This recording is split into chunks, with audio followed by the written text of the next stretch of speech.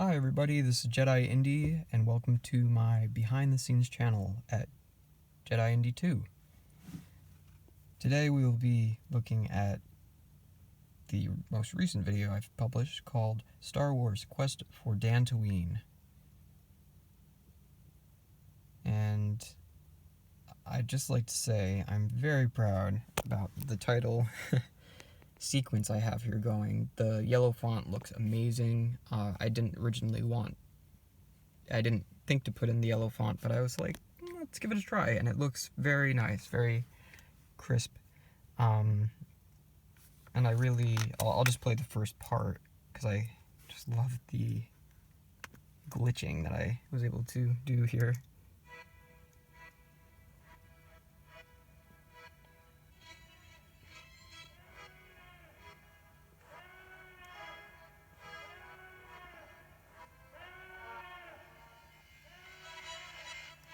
So that intro, for me, all of a sudden, it sells you on the fact that, well, you know, the charm of the old camera, it's got that glitching out, but also it's almost as if it's related. And when the Imperial alarm starts going off, it begins when that glitch is happening and goes on for the duration of the battle until the explosion happens here at the train station and everything kind of gets out of whack. So today I'm just going to walk you through a little bit of what went into this. I realized on my last video I just made for the Tragedy of Darth Caedus surprise, I didn't show the amount of clips, but this, I'm just scrolling down for all these clips. Each one of these sounds were used, and the music was downloaded from the royalty-free guy, Kevin MacLeod, on his website, and then I have freesound.org, which provided the effects and even some voices.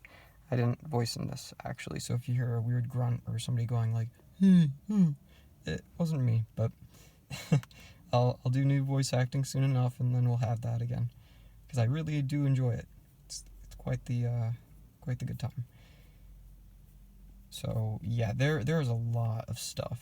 I'll just show you a brief look at the something I put in here that's actually a little Easter egg.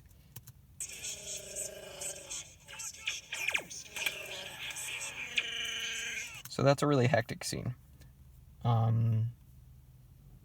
It's saying, it's the station's like announcement system saying, "Oh, please watch your valuables while at the Elcor station." The Elcor station is referenced in Star Wars Obi-Wan, the video game. It's an Xbox original video game, and one of my favorites. So I love the train station line so much, and I decided to just take it from the game, put it in here a few different ways. Eventually, when the guy's having his PTSD moment, I will call it, because he was just in the other battle with all that, he hears it.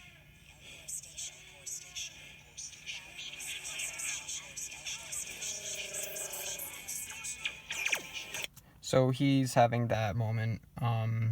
It's actually kind of interesting. So after editing and watching the video over and over again, I get kind of connected to the characters and all this stuff, and eventually it kind of became a video about PTSD and soldiers experiencing what they do in war, and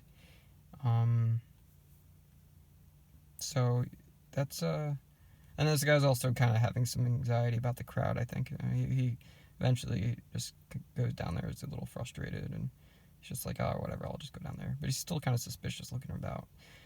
So it's all about timing and just making sure I was drawing out some of the emotion from other stills. I was putting in the bright effects during the blaster shots, and yeah, every sound you hear in this thing, it has a place. Definitely does not happen overnight. This project did, however, take place over the course of 2 days, a day and a half, because I was just very committed to bringing it to life. I really enjoyed my Lego Hi 8 Sony handy camera videos, and I was just pressing the record button on and off, and I actually got some pretty good like this kind of that kind of shot, it's not frozen. It's like kind of wiggly, and it kind of looks good. It gives it an almost horror vibe. So yeah, I feel pretty good about this one. Originally, it was called Quest in War on my original channel, JEDIINDY,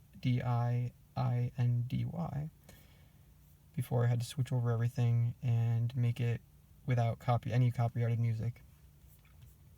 So the other version just had some music thrown over it. This one, all the effects, everything, the character thing. My feet were in the shot. I thought about taking my feet out of there, but whatever. It was like I couldn't get the ship if I cut the angle, and I didn't want to cut the square at all. So that's how it ended, and I got the logo again. But yeah, I'm actually overheating some in this car because it's a warm day and I'm getting some greenhouse effect in here, so I'm gonna have to open the door and step out, get some fresh air. But I really wanted to show you this behind the scene because a lot of work does go into it, and when I read comments from people who've enjoyed it or fellow brick filmers who do know the amount of work that goes into making a brick film, I really appreciate any feedback and your support. So again, thank you, doodly doo, and pip pip lesqui. I don't know what I'm saying at this point. I'm getting delirious in this hot car. The next video on the horizon, I will just kind of give it a quick tease. It's most likely going to be a movie I made back in the day called Indiana Jones and the Saber Sword Knights of Good and Evil. You can look forward to that. It might be my first Star Wars Indiana Jones crossover, actually, that occurred.